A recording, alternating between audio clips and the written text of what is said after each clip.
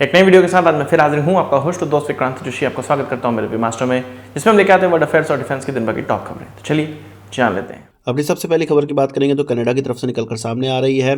आपको पता है कि हरदीप सिंह निज्जर के हत्याकांड के बाद 4 इंडियंस को गिरफ्तार किया गया था और उनको एक्यूज माना गया था इस हत्याकांड में। अब ये खबर आ रही है कि उन चारों लोगों को बेल दे दी गई है और बेल इसलिए दी गई है कि इनके खिलाफ अभी तक कोई भी सबूत कनाडा की गवर्नमेंट के द्वारा या कनाडा के प्रोसिक्यूटर के द्वारा कोर्ट के सामने नहीं दिया जा सका है। इसका मतलब यह है कि सभी पे फॉल्स एलिगेशंस थे और इनके खिलाफ कोई भी एविडेंस नहीं था। केवल और केवल भारतीय और भारत का नाम बदनाम करने के लिए इस तरह की चीजें की जा रही थी और ये सब चीजें कोई छोटे मोटे कोर्ट में नहीं हो रही हैं, ब्रिटिश कोलंबिया के सुप्रीम कोर्ट में हो रही हैं और वहां पर ये कोई भी सबूत नहीं दे पा रहे। इसका मतलब क्लियर है कि फॉल्स एलिगेशन भारतीयों पर लगाए जा रहे थे।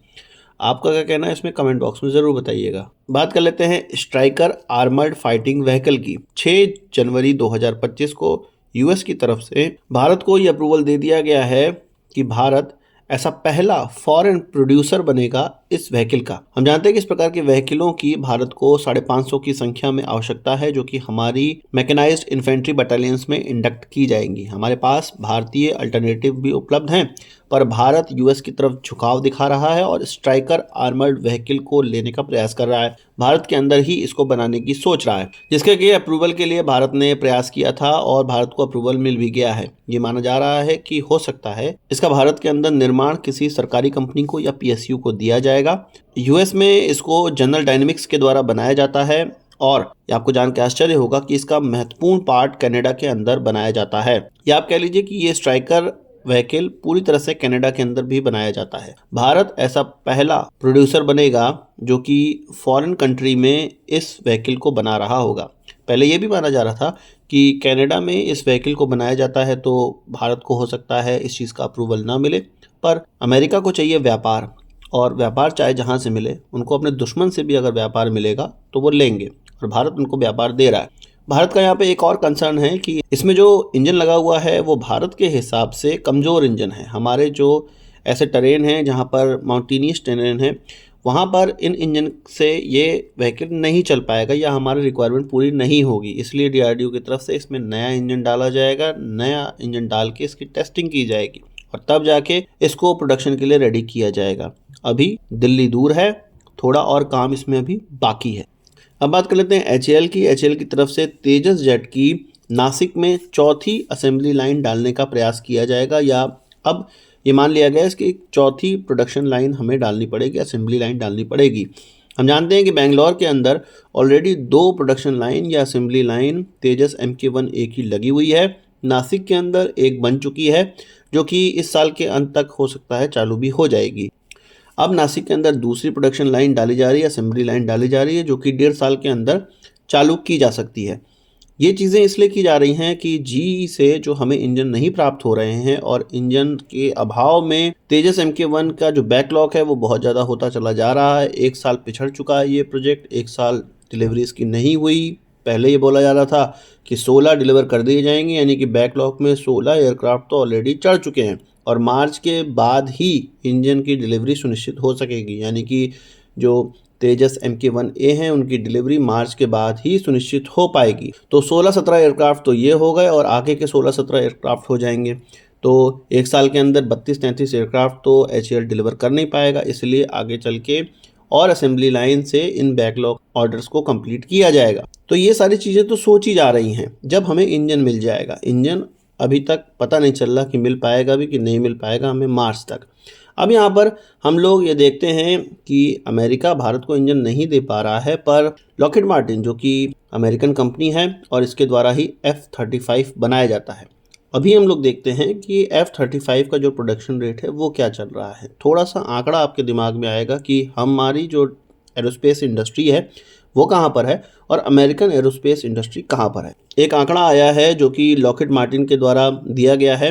110 F-35 एयरक्राफ्ट 2024 में उन्होंने अलग अलग कस्टमर्स को डिलीवर किए हैं और ये भी तब हुआ है जब उनकी सॉफ्टवेयर को अप्रूवल नहीं मिल रहा था, जो कि सॉफ्टवेयर एक ब्लॉक 4 सॉफ्टवेयर था जो कि टेक्नोलॉजी रिफ्रेश 3 एवियोनिक्स सिस्टम कहा जाता है उसको अप्रूवल होने में देरी हुई थी, इसलिए ये एयरक्राफ्ट 110 की संख्या में ही डिलीवर हो पाए। नहीं तो उनका जो प्लान है 156 एयरक्राफ्ट एनुअली डिलीवर करने का है। मतलब समझ लो कि कितनी बड़ी प्रोडक्शन लाइन या प्रोडक्शन असेंबली लाइन उन्होंने लगा रखी है, वो भी 5th जनरेशन, अभी विश्व के सबसे एडवांस सिंगल इंजन वाले एयरक्राफ्ट की असेंबली लाइन उन्होंने लगा रखी है, इतनी ज़्यादा कि 156 एयरक्राफ्ट वो एक साल में बना सकते हैं। मैं यहाँ पे ये नहीं कह रहा कि भारत को उनकी बराबरी कर लेनी चाहिए या भारत का भी इतना ही बड़ा हो जाना चाहिए। इतने बड़े ऑर्डर हैं नहीं तेजस के, भारत ही केवल तेजस का इस्तेमाल कर रहा है और F-35 के तो हज़ारों की संख्या में ऑर्डर हैं, अन्य कंट्रीज़ भी इस्तेमाल कर रहे हैं। पर बात यहाँ पर सोचने वाली है कि अमेरिकन डिफेंस इंडस्ट्री, या आप लॉकहीड मार्टिन को ले लीजिए या एयरक्राफ्ट मैन्युफैक्चरिंग को ले लीजिए, उनकी कितनी बड़ी डिफेंस इंडस्ट्री है कि एक कंपनी एक प्रकार के एयरक्राफ्ट को इतनी ज़्यादा संख्या में बना रही है। इस पर आपको क्या कहना है कमेंट बॉक्स में ज़रूर बताइएगा। बात कर लेते हैं हमारे प्रधानमंत्री की फ्रांस यात्रा की। फ्रांस के राष्ट्रपति मैक्रोन ने ये घोषणा करी है कि हमारे प्रधानमंत्री AI समिट के लिए फ्रांस जाएंगे फरवरी के समय में, और ये माना जा रहा है कि इसी समय भारत और फ्रांस के बीच में 26 जो राफेल M आने हैं डील होनी है वो भी साइन हो सकती है। साथ ही साथ 3 और सबमरीन जो स्कॉर्पियन क्लास सबमरीन भारत खरीदना चाहता है, वैसे तो भारत के अंदर ही उसका निर्माण किया जाएगा, पर उसकी जो परमिशन है वो फ्रांस से ही प्राप्त होगी, तो उसकी डील भी हो सकता है साइन हो। AI समिट इससे पहले UK में हो चुका है 2023 में, सियोल में हो चुका है 2024 में, 2025 का अब फ्रांस के अंदर हो रहा है। अब बात कर लेते हैं मिराज 2000 की। मिराज 2000 की फ्लीट को बनाए रखने के लिए इसका जो इंजन है नेकमा का M53, उसके लिए स्पेयर पार्ट अभी तक हम लोग फ्रांस से लेते हैं या फ्रांस की अप्रूव्ड दूसरी कंपनियों से लेते हैं, या इसके स्पेयर पार्ट की टेक्नोलॉजी जिनको प्राप्त हुई है जिन कंपनियों को, उनसे लेता है भारत के अंदर इसके स्पेयर पार्ट नहीं बनाए जाते हैं। अब भारतीय एयरफोर्स भारतीय कंपनियों का संयोग या जॉइंट वेंचर नेकमा से करवा रही है, जो कि अब सैफरन के नाम से जानी जाती है, सैफरन एयरक्राफ्ट इंजन्स के नाम से जानी जाती है, और इसके स्पेयर पार्ट भारत में ही बनाए जाएंगे। और इसके लिए नेकमा और मैक्स एरोस्पेस के बीच में कोलैबोरेशन भी हुआ है। ये एक एग्जाम्पल है। हालांकि ये जो कोलैबोरेशन है ये ओवरहॉलिंग और रिपेयरिंग के लिए हुआ है, स्पेयर बनाने के लिए नहीं हुआ है, पर स्पेयर बनाने के लिए भी इस तरह के कोलैबोरेशन आगे चल के होने वाले हैं। भारत ये चाहता है कि ये मिराज 2000 हमारे 2035 तक काम करते रहें, जिसके लिए स्पेयर पार्ट अब विश्व में मिलना मुश्किल हो गया है। भारत की मजबूरी है कि भारत को अब इसको बनाना है अपने ही देश में, मजबूरी भी कह सकते हैं, और इससे हमें एक्सपीरियंस मिलेगा, हमारी MSME को एक्सपीरियंस मिलेगा, जिससे कि हम अन्य एयरक्राफ्टों के इंजन या एयरक्राफ्टों के स्पेयर पार्ट में भी काम कर सकेंगे। आपको इस पर क्या कहना है कमेंट बॉक्स में जरूर बताइएगा। आज के इस वीडियो के लिए बस इतना ही। आशा करता हूँ वीडियो पसंद आया होगा, आपको एक बड़ा thumbs जरूर देंगे। इस वीडियो संबंधी सवाल सुझाव हो कमेंट बॉक्स में जरूर लाइएगा, और यदि आपने हमारा चैनल सब्सक्राइब नहीं किया उसे भी कर लीजिए, क्योंकि हम इस प्रकार की वीडियो लाते रहते हैं। नमस्कार, जय हिंद, थैंक यू।